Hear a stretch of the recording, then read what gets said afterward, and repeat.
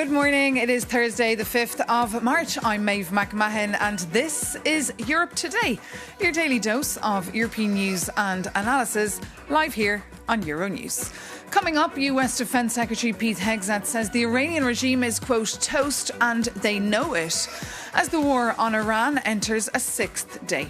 Senior US officials are warning the conflict is far from over and could spiral into a prolonged war. The Pentagon has released a video it says shows US submarines sinking an Iranian warship off Sri Lanka. And Tehran now says the death toll has climbed above 1,000. Across the Gulf, drones and missiles have struck oil facilities and US embassies as Iran retaliates. And Israel has pushed troops deeper into Lebanon, targeting the Tehran-backed Hezbollah. And air raid sirens could also be heard this morning in Tel Aviv, Jerusalem, Erbil, and there were several explosions across Tehran. Following the story, Euronews has correspondents all across the globe. For The View, though, this morning from Qatar, we can cross first over to Doha and get the latest from our correspondent, Adele Khalim. Good morning, Adele. Look, the longer the war goes on, the worse it seems to be getting. What is the situation across the Middle East this morning? Maeve, there's been significant developments in the last 24 hours. Just this morning, Qatar's Ministry of Interior announced that authorities are evacuating residents from the vicinity of the U.S. Embassy here in Doha, just 6 kilometers from where I'm standing. Now, this comes obviously after recent attacks on U.S. embassies and consulates across the region in Kuwait, Saudi Arabia, and the UAE. Also, the Qatar News Agency announced that Qatar's Prime Minister, Sheikh Mohammed bin Abdulrahman bin Jassim Al Thani, received a phone call from Iran's Foreign Minister, Abbas Araghchi, just yesterday. And now, this is significant because it's the first time the two leaders have spoken since the start of this war. Now, during that call, Qatar's Prime Minister, Sheikh Mohammed, categorically rejected Iran's claims that it was not attacking Qatar and just U.S. interests alone. Sheikh Mohammed reportedly pointed to recent strike attempts at Doha's airport, as well as the two LNG production facilities, and called for an immediate halt to the attacks. So while this doesn't sound like the leaders had a lot of in agreement, they didn't see eye to eye on a lot, it's significant that they're having this conversation at all. Just 24 hours previously, Qatar's Ministry of Foreign Affairs said there were no open lines of communication between the two countries. Maeve? And Adele, what about travellers stranded in the airports there? What is the latest on that front? That's a very complicated situation as well. Some flights are operating. The U.S. State Department says 17,500 Americans have now returned back to U.S. soil, have left the Middle East. In fact, nearly half of them, 8,500, touched down just on Tuesday alone. Now, both Qatar and the UAE have said they will cover hotel and food costs for all stranded passengers. But here in Qatar, the airspace remains closed, and there are 8,000 stranded passengers here. I spoke to one, a reality TV star, who says that he was returning home from India to touchdown in Doha and then going back to Texas when the plane was diverted and U-turned back to Doha. It was at this moment that Oliver Sims noticed something was wrong and started to feel scared. Let's hear from him himself. I would say that this is definitely a scary situation because, being here right now, I'm very concerned still. Should I leave the country? Should I go to Saudi Arabia and fly out of there? Should I go to Oman and fly out of there? But, a lot of Qatari citizens have told me, they were like, you know what, just stay put. It's fine because Doha and Qatar are pretty safe, which I do believe as well. But it is just nice and reassuring having a local say that. Reality TV star Oliver Sims there speaking to our correspondent Adele Khalim. Now, European governments are getting worried about the impact the Middle East crisis is having on them. Energy, gas, food prices have all spiked, and capitals are also jittery about citizens stranded in the region. For The View from Belgium, Euronews' Lauren Walker spoke exclusively to Belgium's Defence Minister Theo Franken. Minister, thank you for joining us. Firstly, what is your reaction to this war? And in your eyes, is it legal? It's a big discussion, of course, and I think that when you see international law and the interpretation of the last few decades, it can be problematic. But it's a righteous cause to try to decapitate the Ayatollah regime. That's something it's rightful. So I think that there's a lot of discussion about it. I fully understand this. But I cannot support the Ayatollah regime, not for a second. It is the most cruel regime of the world.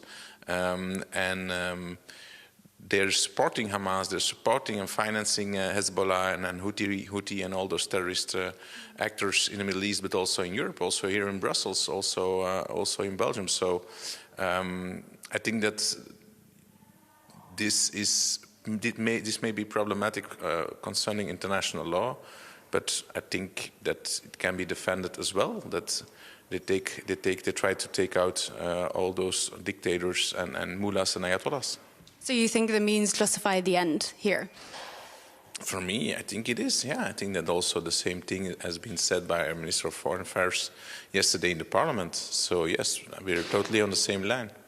And yesterday you said that Belgium is preparing to provide military support should this be requested in the region. What could this support look like? And if Belgium does provide support, does this mean Belgium is at war as well? No, so it will be defensive actions. So, for example, a country like Jordan asking for aid, then we can help them to protect their territory. It's not to start a war or to continue or to participate with Israel and the United States. It's more to help people and countries in the Middle East. And obviously, as we've just said, Belgium is providing support. Do you think the EU as a whole should also be doing more to support allies in the region? Yeah, of course, but like military decisions, it is the sovereignty of every and each country, so that's not easy. I think that Europe needs to really be very clear on the support for Cyprus, but on the Middle East, it's more like bilateral. And lastly, Belgium recently seized a suspected Russian Shadow Fleet tanker.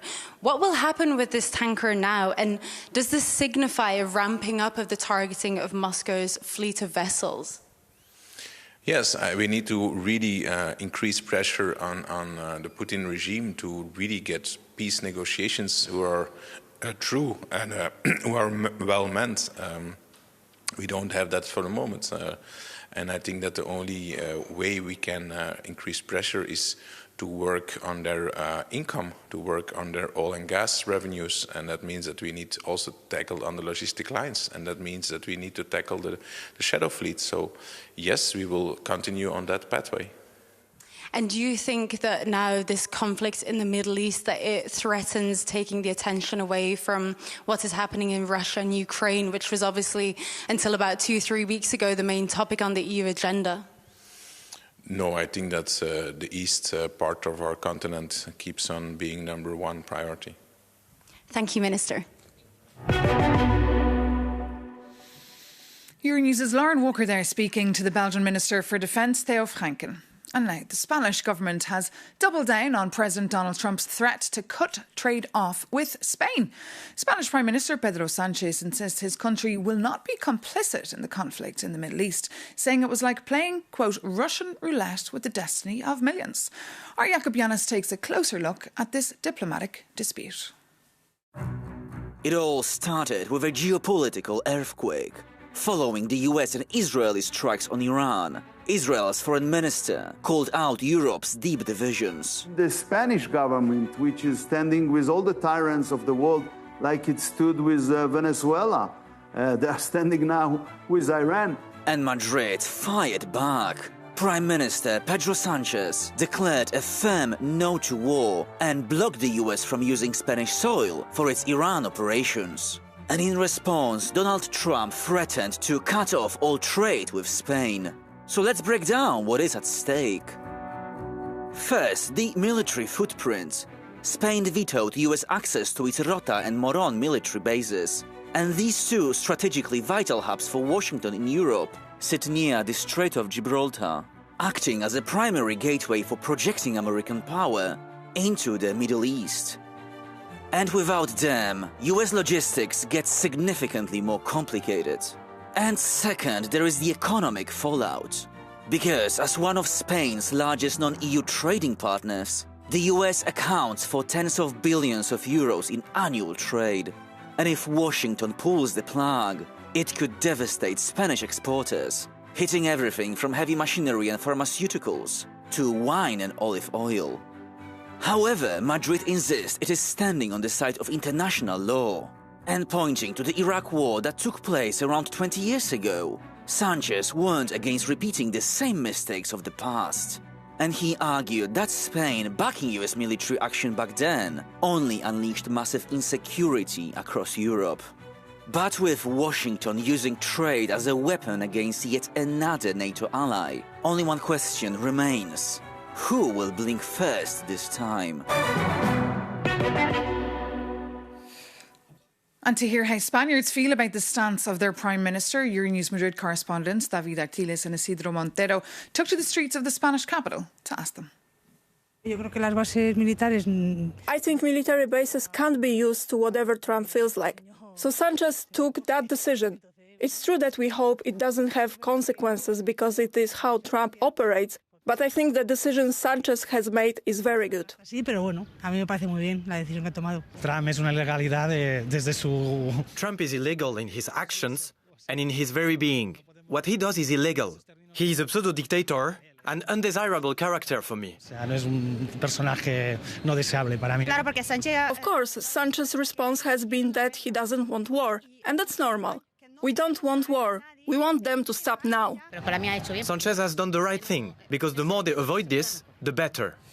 And for more on this, we're joined here on set by Euronews' EU editor, Maria Tadeo, who covered Spanish politics for years. Maria, what does this fight mean now for the US government? Who's going to blink first? Well, Pedro Sanchez is certainly not going to blink at this point because, yes, this is a story with many ramifications, the politics, but also the security aspect of it. Both, of course, are NATO countries. There's the intelligence sharing, and then, of course, the business ties between Spain and the US. But at this stage, and yesterday I reported extensively on Euronews about this. I was on the phone really trying to get a sense of the thinking of the Spanish president and the Spanish prime minister at this stage. And the idea is that he has a strategy that is twofold. One, he believes and detects that a big part of the Spanish population is against this war and does not want a war. He also detects that President Trump is someone who's incredibly polarizing for Spanish voters. So he needs to activate his own base back in Spain. And that means progressive voters. It means, of course, militant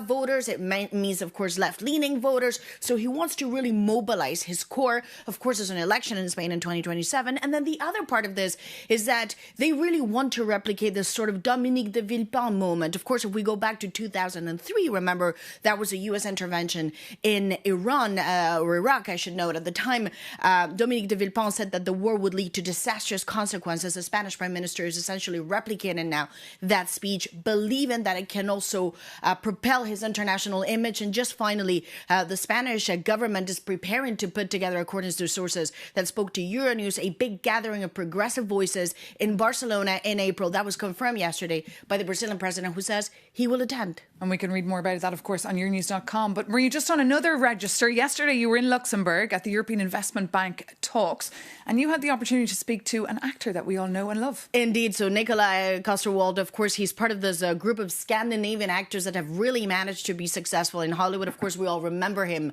as Jaime Lannister in Game of Thrones, but he also is an ambassador for the United Nations, the development program of the UN too. And I was struck really, by how willingly open he is to talk about politics, but two, how much he defended the UN, obviously in the context of a very contentious Board of Peace led by President Trump. Let's take a look. Nikolai Coster-Waldau, thank you so much for joining us. Of course, you've had a very successful television and film career. You don't need an introduction. But there's another side of you, which is the many years that you've dedicated to humanitarian causes and also climate. And the obvious question, certainly to me, is why? Well, because I think it's important, because it's something that's always... I've had an interest in this. I think it affects all of us. And that's why when I was asked by the UNDP if I wanted to be a Goodwill Ambassador in 2016, I instantly said yes, because I believe in the UN. I believe in the international, coming together. But the thing is, I wasn't quite sure about the DP.